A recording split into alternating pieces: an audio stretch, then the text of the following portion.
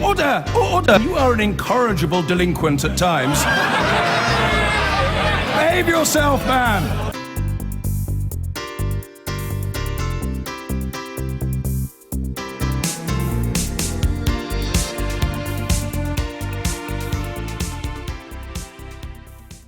Now, the Shadow Chancellor, John McDonnell, has claimed that a soft coup has been launched against Jeremy Corbyn by elements in the Labour Party.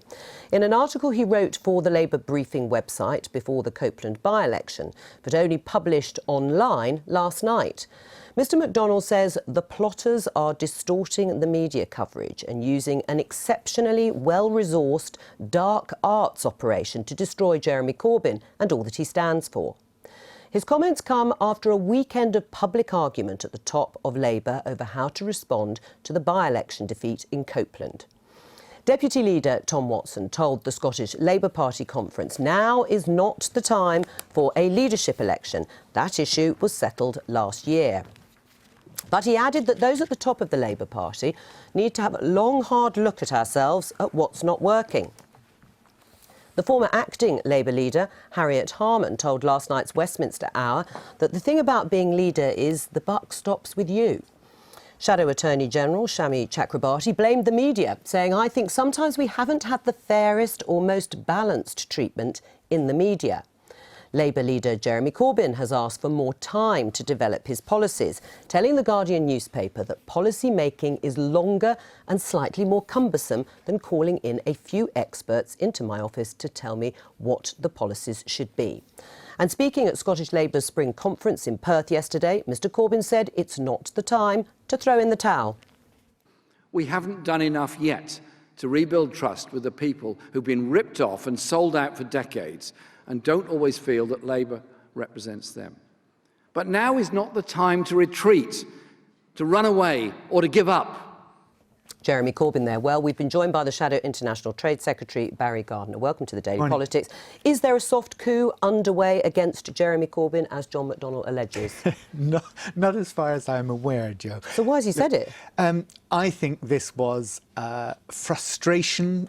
You will recall that there were the intervention by, the Labour grandees just before the by-elections. I think You're talking about Tony Blair and Peter Mandelson. John obviously got on the late-night typewriter, as it used to be, and out of frustration penned this.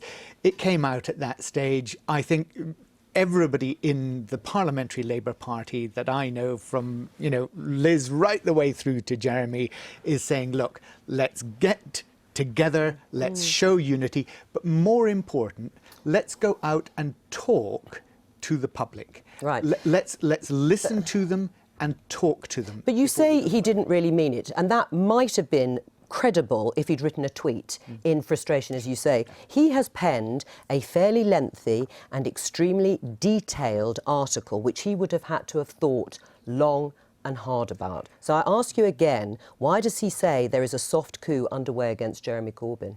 Look, I think he was very frustrated. I think he has retracted it since then. He said this was something that was born out of frustration, that it was because So it's not true. It's not true that he believes there's a soft coup. He isn't saying that it's being perpetrated by an alliance between elements in the Labour Party and the Murdoch media empire, both intent on destroying Jeremy Corbyn and all that he stands for. He retracts that, does he? Well, look, I haven't had the distinct pleasure of reading Labour briefing. I'm not a normal reader of it, and I haven't read the article. But I think this was written for a section within the Labour Party, and clearly it was written out of frustration that John felt. He has retracted it. He said, look, it was wrong to put that out, and he wants now to focus on what I think all of us in the PLP ought to be focusing on, and that is uniting the Parliamentary Labour Party and listening to the country so we can better do our job of opposing the government. Do you think it was responsible of John McDonnell to pen this article when he did and talk about elements in the Labour Party?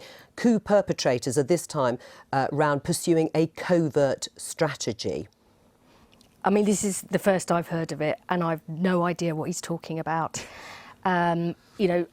Nobody should be fighting phantoms. Yeah. I think that there is a desperate yearning in the country for a strong and effective opposition. Absolutely.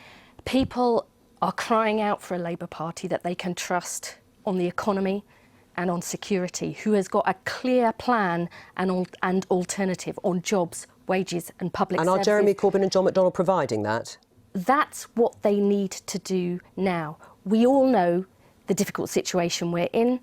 We need a clear strategy to change where we are going forward, because people do want to see a Labour Party that they can trust, who shares their values and who they believe can set out a positive and patriotic vision for Britain's future at home and abroad. How helpful is it then to have these words printed by the Shadow Chancellor post the Copeland and Stoke by-election, Copeland which Labour lost after 80 years, where he says the coup is not being waged up front in public but strictly behind the scenes? Having learned the lesson of the last coup attempt that a direct attack on Jeremy and his policies will provoke a backlash from many party members, as I say, they are pursuing a covert strategy. How helpful is that? Well, John obviously doesn't think it's helpful because he's retracted it. Right. Is it responsible, though, as Shadow Chancellor, to make this sort of accusations against people within his own party? Well, what I really want to see our Shadow Chancellor doing with the budget coming up next week is showing out our alternative, how we're going to spread jobs and growth to every part of the country, how we're going to make sure the half of households who face a decade of stagnating wages are going to be able to get on in life, how we're going to transform our NHS and fight the Tory cuts to school funding. That's what John, the Shadow economy team and every member of the PLP should be laser focused on over the coming days. So you're not part of a soft coup? Oh, God, no. Do you know anyone who is? No. Right. Is he making this up? I don't know. Right. I mean, is he deluded to have made these accusations in such detail? You're trying to tempt me into saying something I'm not going to say, Joe. He's retracted it. Good. Let's focus on what matters to the public. We've got to stop talking to ourselves and meet people's desperate desire for a credible and radical But who was he talking about? What effect do you think this will have on the Parliamentary Labour Party when he talks about elements within Labour? I mean, was he talking about Clive Lewis, who has had to deny that there were websites put up talking about his leadership bid very shortly after he joined the Shadow Cabinet? No, I don't think so. I think he's talking about people who are no longer part of the Parliamentary Labour Party. I think he was frustrated that the Labour grandees from yesteryear had come out publicly before the by-election in a way which actually not only John but actually many members of the PLP thought was unhelpful to have done that immediately before Stoke and Copeland.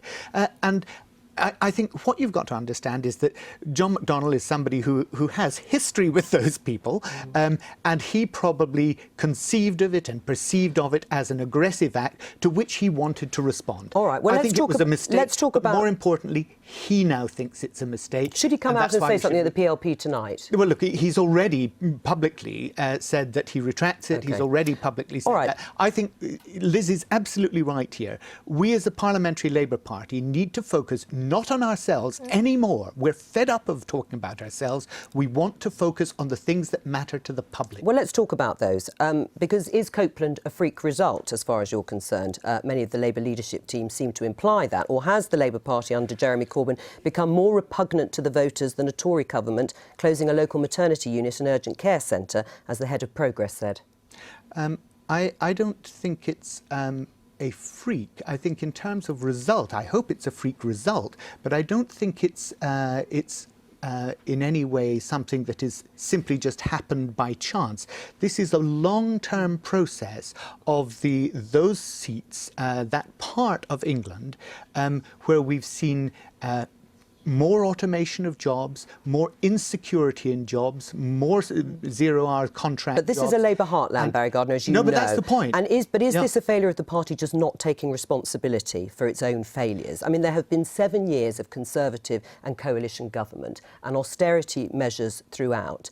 And yet, how do you explain that Labour is still trailing 14 to 18 points in the polls? Well, look, you quite rightly say this is 7 years of a Conservative administration. The Conservative administration has seen those wages for those people stagnate, and they are angry. But in areas like Copeland, in areas in the north, Labour is often seen as the party of administration, the party of government, because it has been in local government for so long, because they've had a Labour MP for so long.